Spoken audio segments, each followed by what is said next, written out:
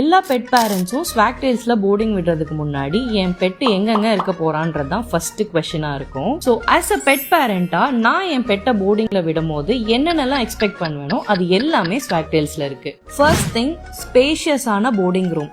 இந்த ரூம்ல 3 adult dogs வரைக்கும் தாராளமா இருக்கலாம், அவ்வளோ பெரிய ரூம்.